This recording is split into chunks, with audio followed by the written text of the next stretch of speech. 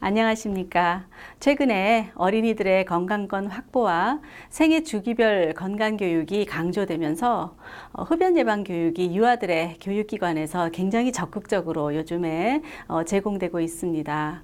그렇지만 이 교육의 효과를 극대화시키기 위해서는 이러한 교육에 대한 내용들을 가정에서 관심을 가지고 지켜봐 주시고 또 온 가족들이 한마음으로 실천해 주신다면 아이들의 전생애에 걸쳐 건강에 대한 교육을 보다 효과적으로 시킬 수 있겠다고 생각이 됩니다. 오늘은 유아 흡연 예방을 위한 학부모 교육의 일환으로 우리 아이를 흡연으로부터 지키는 현명한 노하우에 대해서 알아보겠습니다. 먼저 우리가 진도를 나가기 전에 짧은 동영상 하나 보고 또 강의를 계속하겠습니다.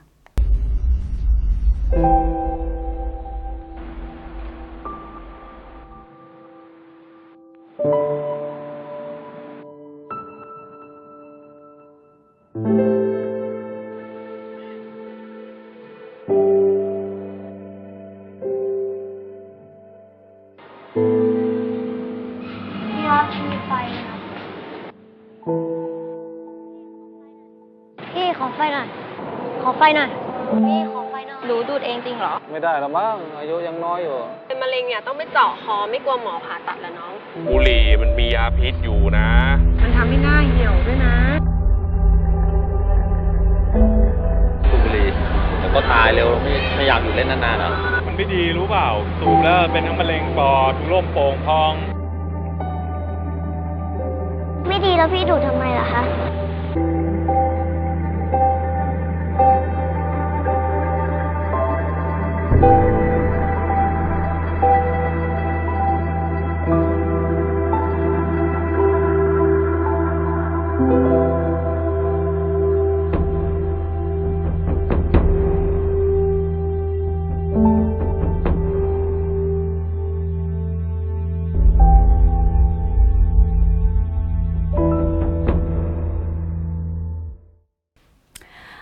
어떻게 생각하셨어요? 동영상 보시면서 어떤 느낌이 드셨나요? 우리나라뿐만 아니라 외국에서도 모든 사람들이 담배가 몸에 나쁘다는 것은 익히 다 알고 있습니다. 그렇기 때문에 어린 아이들이 보셨다시피 이렇게 담뱃불을 붙여달라고 할 때 어른들이 한결같이 담배를 피우면 몸에 좋지 않아. 담배를 피우면 이 다음에 질병에 걸릴 수 있어. 이러면서 아이들을 담배를 피지 않도록 이렇게 훈계하고 교육하는 이런 멘트를 아마 들으셨을 겁니다. 우리 유아들이 담배를 피나요? 담배 피우지 않습니다. 그러면 왜 유아들 대상으로 흡연 예방 교육이 필요할까요? 그래서 오늘 이 시간에는 유아 대상의 흡연 예방 교육이 왜 필요한지, 그리고 간접 흡연이 얼마나 나쁜지, 가정에서 간접 흡연 교육을 어떻게 할 수 있을지, 그리고 간접 흡연으로부터 자녀를 보호하는 방법과 우리나라에서 어떤 금연 지원 서비스를 제공해 주는지에 대해서 우리 단계적으로 한번 짚고 넘어가겠습니다. 유아 흡연 예방 교육이 왜 필요할까요? 크게는 우리가 두 가지 이유를 댈 수 있습니다. 발달의 기초성과 누적성이라는 의미에서 먼저 유아는 간접 흡연의 주요 대상자이죠. 그러면서 이 아이가 커가면서 직접 흡연자로 성장할 가능성이 있기 때문에 우리가 흡연자의 가족으로서 뿐만 아니라 담배를 안 피우는 모든 부모님들께서 아이들은 간접 흡연으로부터 보호하기 위해서 노력을 하는 거고, 아이들이 성장하는 이 과정에서 담배를 피지 않고 건강한 생활 습관을 가지면서 사회 구성원으로 커가기를 원하는 것입니다. 우리나라의 첫 번째 흡연을 하는 연령이 언젠가 이런 연구들을 보면 우리나라 청소년들의 첫 흡연 연령이 12.7세로 나타나고 있습니다. 중학교 1학년이죠.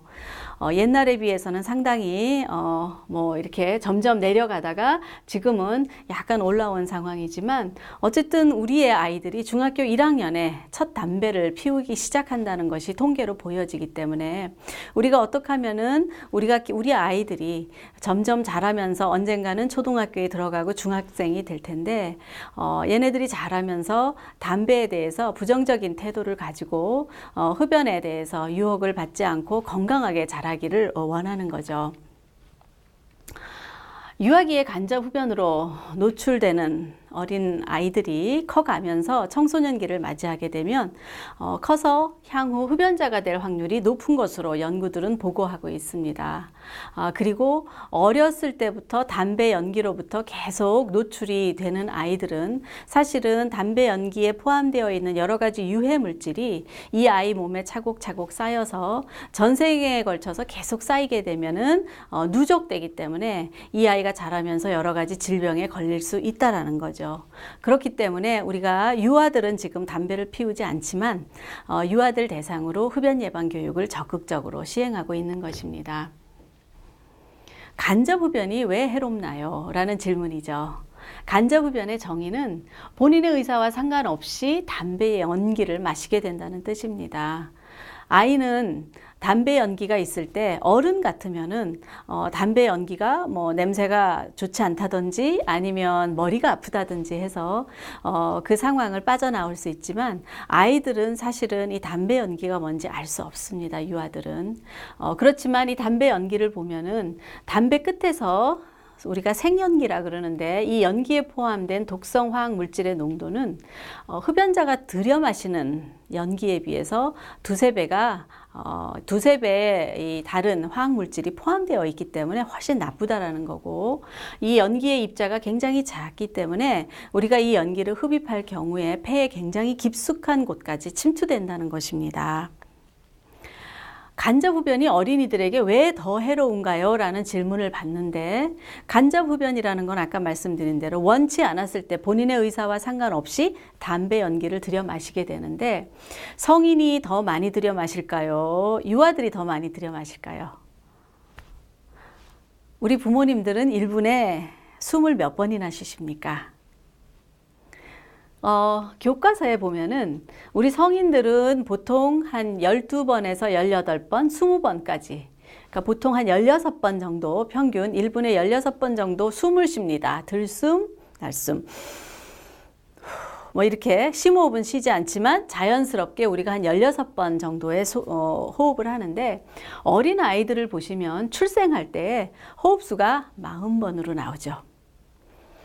뭐, 1살 정도 되면은 28번이니까 일반적으로 성인들에 비해서 한 2배 정도 빠르게 숨을 쉰다고 생각하시면 될 것 같습니다.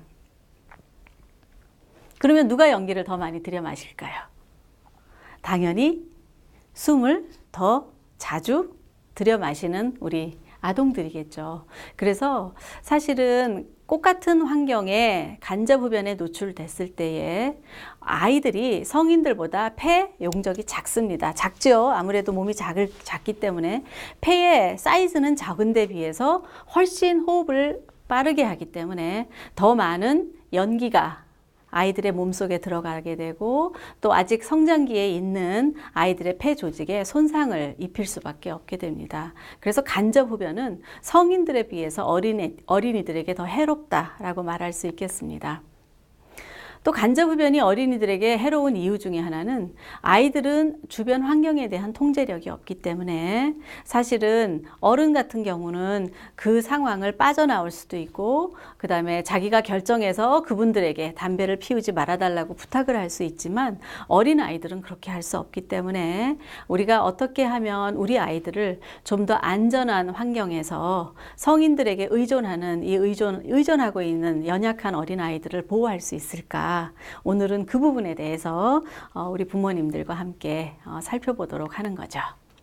자, 간접 흡연이 어떤 문제를 일으키게 되는지 우리가 담배 성분과 그 영향을 보면은 알 수 있습니다. 이거는 여러분들이 뭐 인터넷이나 이런 곳에서 아주 자주 보시던 사진인데, 사실은 이것 외에도 담배 연기에는 5,000가지 이상의 화학물질이 포함되어 있기 때문에 여러 가지 신체적인, 정신적인 문제를 야기시킬 수 있습니다.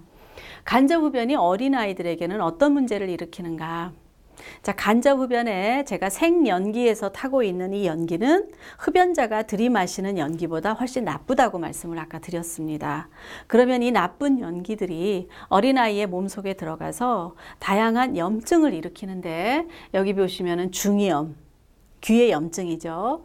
그리고 기관지의 염증. 왜냐하면 담배 연기를 들여 마시게 되면은 통로가 어딘가 하면 기관지를 통해서 폐로 들어가기 때문에 기관지염, 폐렴, 그리고 여기 유아 돌연사 증후군이라는 것은 어떤 이유 없이 아이가 자다가 이 사망하는 이러한 확률이 2배나 높은 것으로 보고가 되고 있습니다.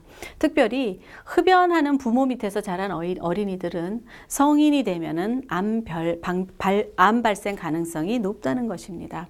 아까 말씀드렸듯이 어려서부터 유아기서부터 담배 흡연에 계속 노출되면은 이러한 이 화학물질이 계속 몸에 누적적으로 쌓이게 되고 결국은 성인기에 되면은 다른 사람들에 비해서 여러 가지 만성 질병에 걸릴 확률이 높게 됩니다.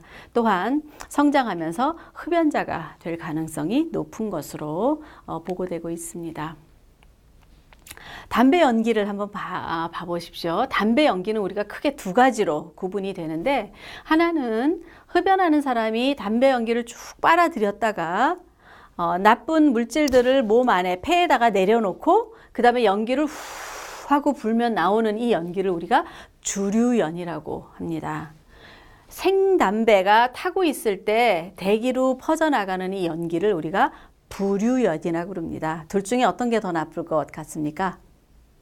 자, 이 연기를 보시면 여기 이분이 쥐고 있는 이 부분은 여기서부터 여기는 넘어갔죠? 네. 이분이 쥐고 있는 여기서부터 여기까지는 사실은 솜으로 되어 있습니다. 우리가 흔히 말하는 필터라 그러죠. 그래서 이분이 이 담배 연기를 후 빨면은 필터를 통과하고 그 다음에 나쁜 물질들이 폐 안에 내려놓고 그 다음에 후 하고 내뱉는 연기에는 사실은 여러 가지 필터를 통과하고 폐를 통과해서 주류연이라는 곳에는 상대적으로 여기보다 화학물질이 덜 섞였다고 볼 수 있죠. 그렇기 때문에 사실은 생연기가 타면서 대기로 퍼져나오면서 주변 사람들이 주로 이 연기를 많이 마시게 되는데 이 부류연이 훨씬 더 몸에 해롭다는 것입니다. 담배 연기 중에 한 70% 이상이 담배 끝에서 나오는 부류연입니다. 그렇기 때문에 우리 아이들이 생연기가 타는 이러한 담배 연기가 있는 곳에서 오랫동안 머무르게 되면은 사실은 실질적으로 흡연을 하는 사람만큼 나쁜 해로운 물질들을 몸에 넣게 됩니다. 그러면 3차 흡연이라는 거는 뭐를 가리킬까요? 사실은 이 3차 흡연이라는 말은 나온 지 얼마 안 됐습니다. 우리가 한 10년 전만 해도 이 3차 흡연에 대해서 잘 몰랐습니다. 2차 흡연, 그러니까 아까 생연기, 담배를 피우지 않았는데 담배 피우는 사람이 들고 있는 이 담배에서 타오르는 연기가 대기에 퍼져서 그것을 이제 들이마셨을 때 이거를 간접 흡연이라고 그랬는데 요즘엔 이제 3차 흡연까지 나왔습니다. 이게 뭔가 하면 담배 연기를 직접적으로 흡입하지 않았는데 무슨 말인가 하면은 이 방에 담배 연기가 하나도 없는데 누군가가 담배를 피우지도 않았는데 독성 물질을 흡입하게 되는 것입니다. 무슨 말인가 하면은 밖에 나가서 담배를 열심히 피우고 옷을 다 털고 머리카락도 다 털고 그 다음에 대기에 하고 심호흡도 하고 들어와도 여전히 담배에 있는 화학물질이 그분의 머리카락이나 몸이나 이런 곳에 붙어 있다가 같은 방에 거주하는 사람에게 들어갈 수 있다는 거죠. 그래서 실내에서 흡연하는 경우 바닥이나 가구나 벽에 성분이 스며들게 되고 바닥과 벽을 완전히 바꾸지 않는 한 화학물질을 제거하는 것이 사실상 불가능하기 때문에 흡연하는 사람이 실제 그 장소에서 흡연을 하지 않았더라도 같이 거주하는 사람은 3차 흡연의 피해자가 될 수 있다는 말씀입니다. 우리 짧은 동영상 하나 보고 가시겠습니다. 요즘 아빠들 집안에서 담배 피우면 큰일 난다.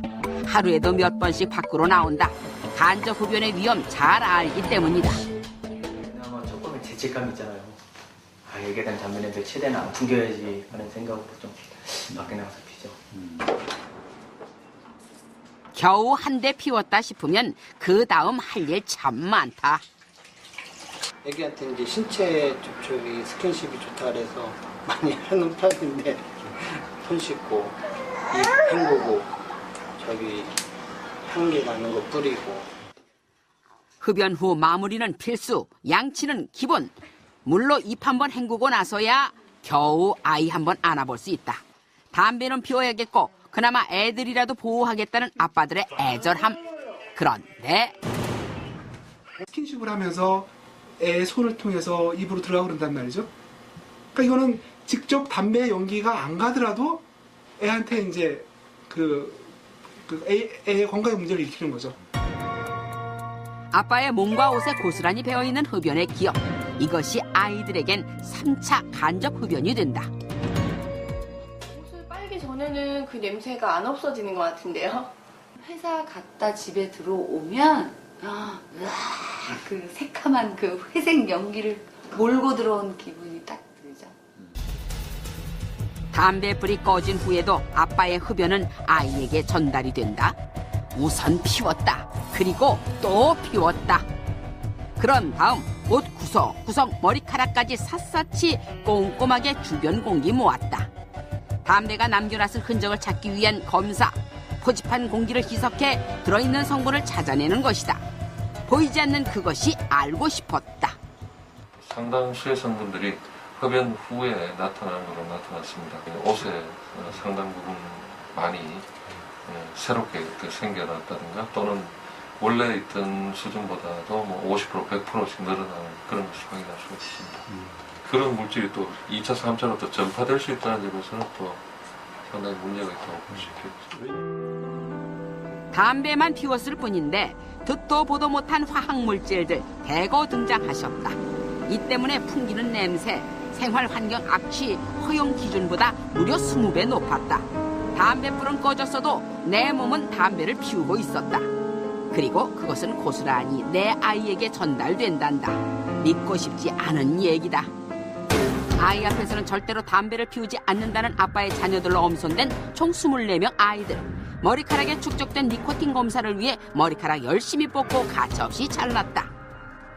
불만제로가 국내 최초로 시도했다. 과연 담배 연기를 맞지 않아도 몸속에 니코틴이 남는 걸까? 3차 간접 흡연의 실체가 공개된다.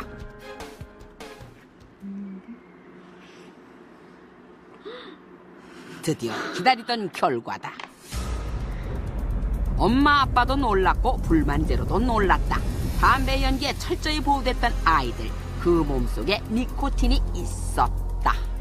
영유아들이 1에서 5 정도 사이의 농도의 그 니코틴을 보였다는 것은 소량 흡연에 가까운 정도의 간접 흡연 영향을 받고 있다는 것을 나타낼 수 있습니다.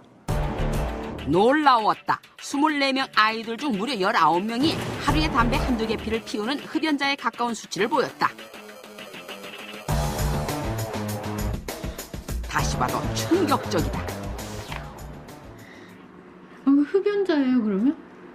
흡연자만큼의 농도가 나왔다는 거예요? 응.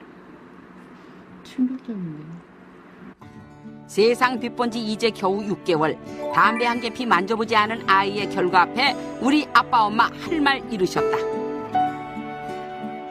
연기만 안 맡으면 될 거라고 생각을 했었거든요. 그래서 들어오기 전에 하늘에 대고 계속 바람 불고 입에 연기 다 빼고 물 마시고 그러면 될 거라고 그냥 그러면 괜찮겠지라고 생각했었죠. 다른 집 사정도 마찬가지다. 보이지 않는 담배의 위력 새삼 실감한다. 이 정도면 간접 흡연이 아닌 강제 흡연이라 할 만하다. 어떠셨어요? 우리 동영상을 보시면서 어떤 생각이 드셨습니까?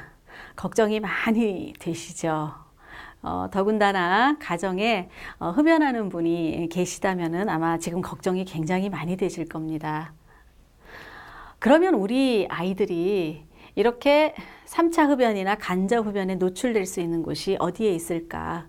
사실은 요즘에 아버지나 할아버지들도 옛날에는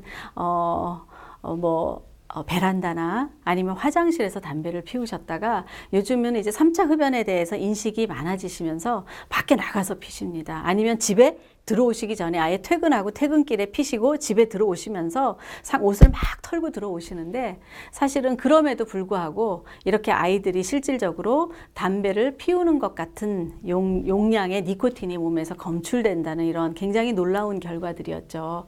그러면 가정에 흡연하는 사람이 없더라도 어린이들은 그러니까 우리가 키우는 우리 아이들은 어디서 간접 흡연에 노출될 수 있을까? 사실은 아이들이 생활하는 거의 대부분의 장소입니다. 보시면은 물론 가정, 아니면은 유치원이나 시내버스, 어린이집, 친구나 친척집, 식당, 쇼핑몰, 스포츠센터, 주차장, 놀이터에서 지나가시는 분들도 담배를 피울 수 있고 이렇기 때문에 우리 아이들이 사실은 생활하는 모든 곳에서 간접 흡연이 가능한 장소라고 말씀드릴 수 있겠습니다.